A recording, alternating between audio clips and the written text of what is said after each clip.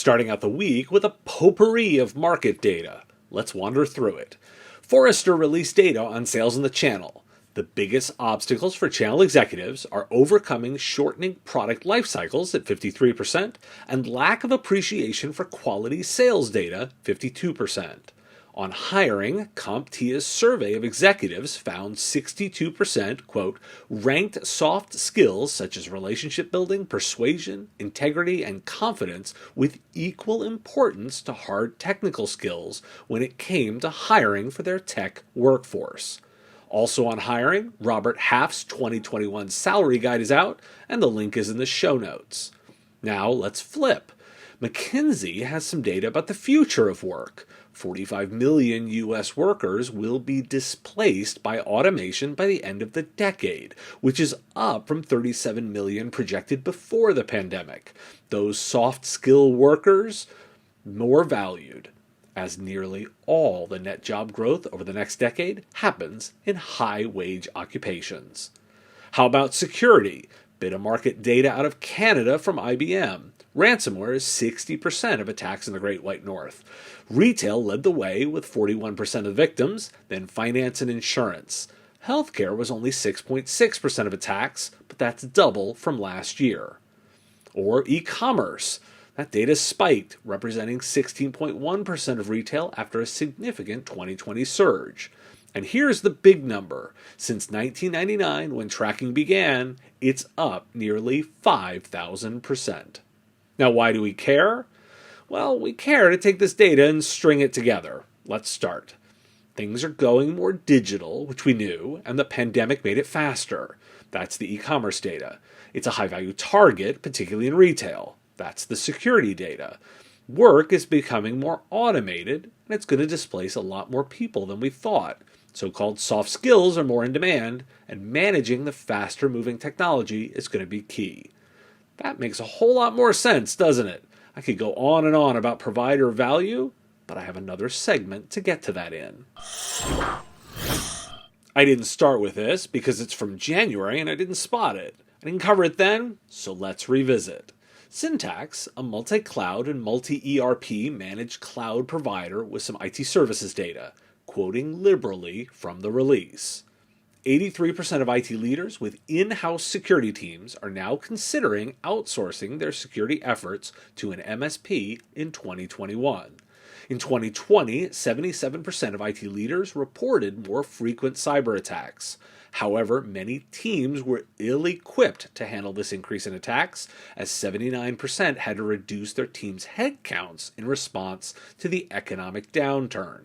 91% of respondents either employed their own security operations center or in-house security talent. However, of the IT leaders with in-house security teams that are now considering outsourcing to an MSP, 45% cited a lack of strategic counsel from existing tools. More than half, 56% of IT leaders said they will allocate more than 40% of their IT budgets to cybersecurity in 2021. Additionally, 37% listed improving cybersecurity protections as their top IT investment this year. Although decision makers rank security as the number one most challenging aspect of the cloud, it didn't register in the top cloud investments in 2021. Instead, factors tied to business continuity, like increased storage and flexibility, multi-cloud or hybrid cloud capabilities, and system maintenance took precedent, pointing to a particularly dangerous emerging trend. IT leaders may be confusing business continuity and disaster recovery with actual cybersecurity. So why do we care? Picking up from the last segment, the security problem is complex, so in-house providers are looking for help. Cost-cutting has made that harder, and while many organizations have in-house help, it's strategy they need help with. And they have a cloud blind spot. This is the set of lessons I took from this data, and the simplification is what makes it interesting to me. Be strategic, come in with the high-value stuff, and you win.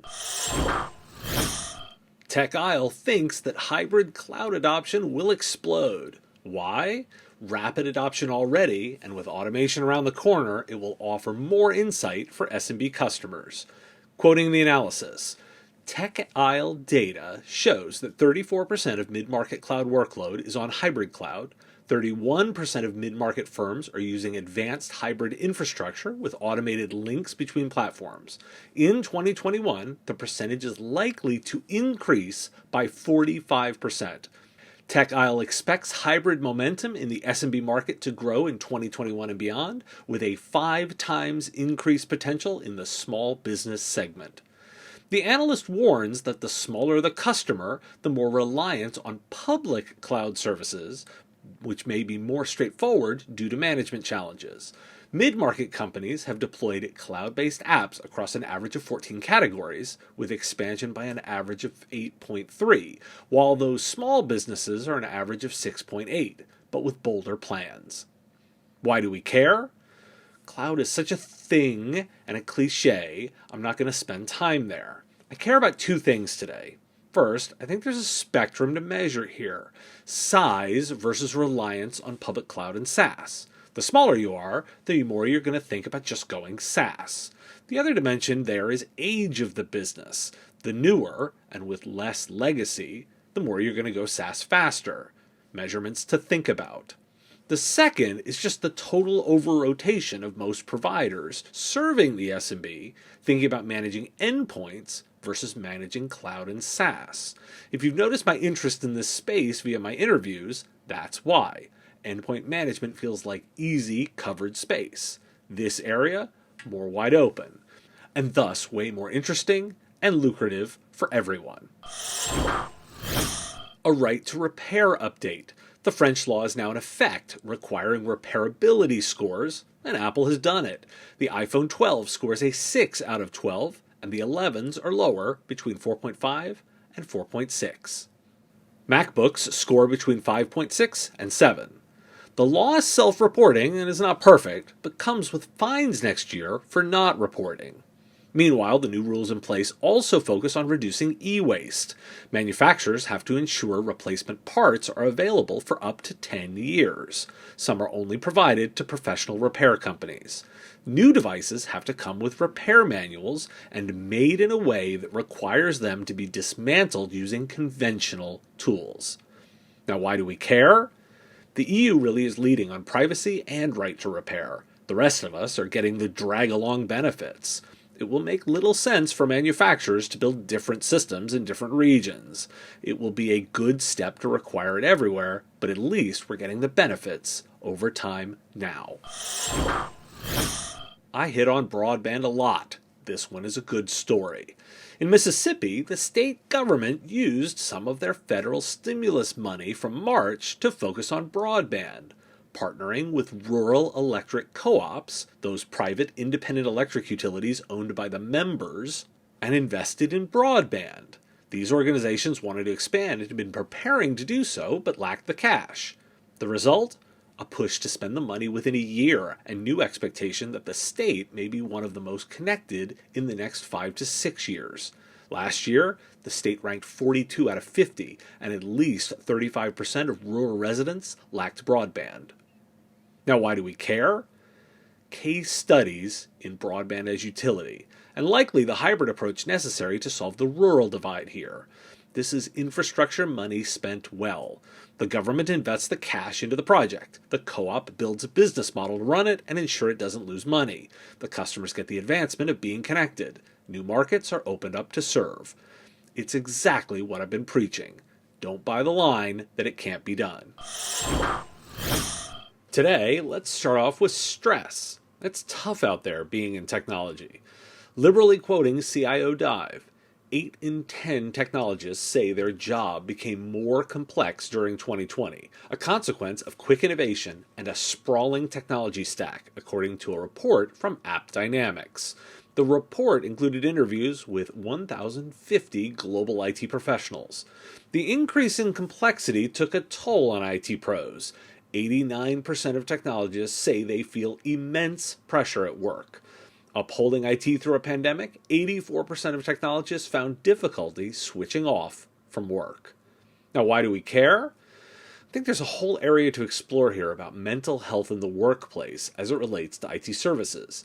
89% saying immense pressure is a real thing. I've had an article about the hashtag HugOps movement on my desk for a couple of days now. Link in the show notes for the history. It's about a growing movement to recognize the back office and sysadmin teams that keep systems alive. Anyone who delivers IT services can sympathize. I think there's room to address this further. Is there a competitive hiring advantage here? Performance one? This feels worth exploring more. Feedback welcome. Let's call this the follow-up section, as these are updates to stories I've covered before. The Medium Workers Union is pausing their organizing efforts. They didn't win the simple majority needed last week by just one vote. They are focusing on more organizing before any next steps. Virginia passed the Consumer Data Protection Act, which makes it the second state to enact a data privacy law in the U.S. The law is considered more industry-friendly than California's. It takes effect January 1st, 2023, and allows Virginia residents to opt out of their data being collected and sold. Residents can also see what data companies have collected about them and correct or delete it. Now, why do we care? 2 steps forward, 1 back for those union efforts. Doesn't mean they won't happen. We'll keep tracking that. As we move on to the second data privacy law, 3 will make a full-on trend in the U.S., I think it's safe to include, the rest of the world and call this a trend. Gives me pause. How much of a small provider's time needs to be spent on keeping up with the legal issues? And shouldn't that be factored into your service offerings? It's not a fully formed thought, and another today worth exploring. Want to ask, why do we care? T-shirts, stickers, water bottles, and even aprons. Pick up some of our great stuff at the link in the description below and support the show directly.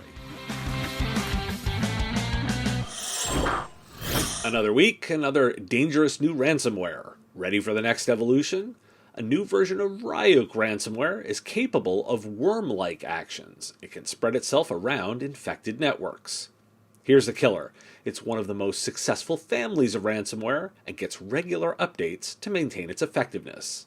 How does it move around? It uses Wake on LAN to do so. Why do we care?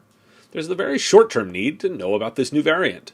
Regrettably, it's not like you can turn off Wake on LAN because of the need to use that feature. 2 bits. First, think about Ryuk as actual software. It has a team that is constantly updating and enhancing it. Again, this reinforces that notion of the adversary as significant. Second, do you think about this from a zero-trust perspective? If you're not trusting any device, you can at least lower the chances of these kinds of attacks working. Do I think that's a panacea? Of course not. But assuming everything inside the network can be trusted is really a dead concept. Some resources to help. The National Cybersecurity Center has released a Cyber Action Plan, which is a free online service designed to help small businesses protect against cyber attacks. It's a questionnaire you can leverage with clients right away. Let's round up the Microsoft announcements as they held their Ignite event this week. Microsoft announced Intelligent Speakers, which is hardware with automatic speaker identification, transcription, and translation. It works with up to 10 different voices in Teams. Teams is also getting encrypted calls and end-to-end encryption, the ability to present PowerPoint in new ways, more dynamic views, and webinar support. Teams Connect allows for shared channels even across organizations. Windows Server 2022 will bring Secured Core to Windows Server, which is focused on firmware vulnerabilities. These would bypass Windows Secure Boot. Finally, Microsoft Mesh. This is Microsoft's new platform for shared virtual experiences across devices. The company calls it mixed reality, allowing you to use virtual avatars in virtual space. Think a future version of Microsoft Teams. Unrelated to Ignite, let's slip in another Microsoft story. This week, the company warned about a China state-sponsored threat actor exploiting 4 previously undisclosed exchange server flaws. Microsoft believes the hacking group is trying to steal information from US-based organizations, from law firms to defense contractors, as well as infectious disease researchers and policy think tanks. Huntress Labs has challenged Microsoft's statements about the reach of the attack and believe it's much more widely spread. There are patches out for the problem. Why do we care? Let's work tactically to strategically. Most of you should already be aware of the exchange issue. In case you're not, that's my public service. My strategic point here. This pain should make so many of you consider abandoning on-prem exchange. Ask yourself really critically why you're dealing with this issue. Now let's move to the larger Microsoft stuff. The major announcements all show the investments in Teams and communications. Short term, it's about making meetings better with the views and presentation modes, and you can see the longer vision in products like Mesh. The real business value here is in providers who help make this stuff not just work, but effective. Company culture changes are the trick. New data here. Just 7% of large companies have digitally savvy executive teams. But those with digitally savvy leaders outperformed peers on revenue growth and valuation by over 48%. Just making companies closer to that is the trick. And compare that use of your time versus patching Exchange servers. While I'm harping on this space, Zoom reported massive earnings in their earnings call. That's not the focus, however. Instead, Business Insider is focused on the startup ecosystem around the company. With 300 million users, that's a base to build a platform around. There's startup money here, including investments from private equity. And Bloomberg is highlighting how there is a new executive perk, working from home. Recruiters are reporting most recruiting happening full-time, even after the pandemic, and are allowing work from home, and now hiring practices are already changing. And of note, both articles cite all the same software packages as making this possible. Now, why do we care? It's that cross-link I wanted to start with. It's the same ecosystem of products being referenced. Highlighted how you can build a business entirely around one of these platforms, Zoom, Teams, or Salesforce, for example. What's common here is the same theme Microsoft was pushing into, the business productivity layer. This isn't a, it's going to change. It's already done it. This isn't a future state. It's a now state. Debated this story for the show and decided to go with it. You'll see why. Google announced this week that it will not be working on building new tools to track users around the web. Apple had previously moved against this technology, and Google is now positioning as pushing towards privacy too. This is that third-party cookies technology that's being phased out, which Facebook is pushing back on. The flip side, Google has enough data to do it themselves, and this could force others into using their advertising mechanisms. And don't forget, Android isn't a part of this. That OS still provides advertisers with a personalized ID for each user. Now, why do we care? For most, and probably all, small and mid-sized companies, Google and Facebook ads are your number 1 and number 2 options for online advertising, and everyone else is a distant third and beyond. You're stuck with them. This doesn't feel like privacy, it feels like more lock-in. They have enough data to do it themselves. So we care as the advisors to those small companies about the way data is being used. You're tracking it to have smart conversations about data. This week in SolarWinds. The theme of this week's stories? Passwords may have started it all. In testimony last Friday, former SolarWinds CEO Kevin Thompson said the password issue was, quote, a mistake that an intern made. They violated our password policies and they posted that password on an internal on their own private GitHub account, Thompson said. As soon as it was identified and brought to the attention of my security team, they took that down, end quote. InfoSec professionals focus on how blaming an intern ignores the true problem, things like insufficient credentials policies and access management practices.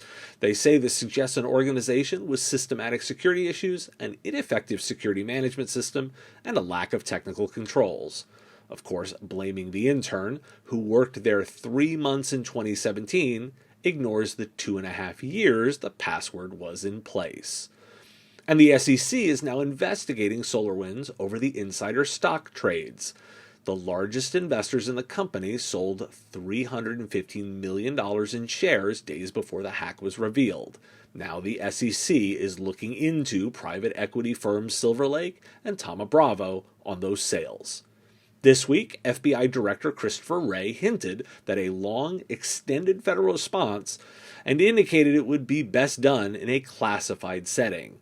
The CISA's acting director says the cleanup of the U.S. government will take from a year to 18 months. Finally, the Government Accountability Office has released their biennial report about government programs at risks. It highlights that none of the 23 agencies reviewed have implemented best practices for identifying and mitigating risks with IT. FireEye's CEO, in an interview over the weekend with Axios, is notable with this quote: "The next conflict where the gloves come off in cyber, the American citizen will be dragged into it, whether they want to be or not.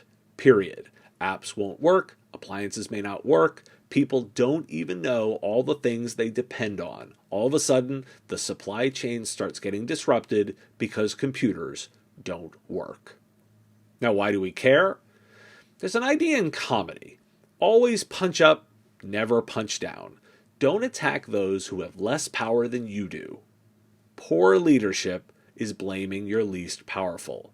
An intern, the most powerful person at the company, just blamed what could easily be said is the weakest. You should take a leadership lesson here. This is very, very poor leadership. The former CEO blaming an intern looks bad. If your system is so bad an intern can open this exposure, you have a problem. But take away that leadership lesson. You punch down and blame what could easily be said to be the least powerful person in your org. It's not a good look. It's a lot more telling about the situation than anything else I could highlight here. Thanks for tuning in to This Week in the Business of Tech. Shows come out each week, pulling together the daily podcast. If you like this show, please hit that like button and subscribe to the channel. The content here is possible because of supporters like you. If you want access to shows early, answers to your questions, and private interactions, join our Patreon.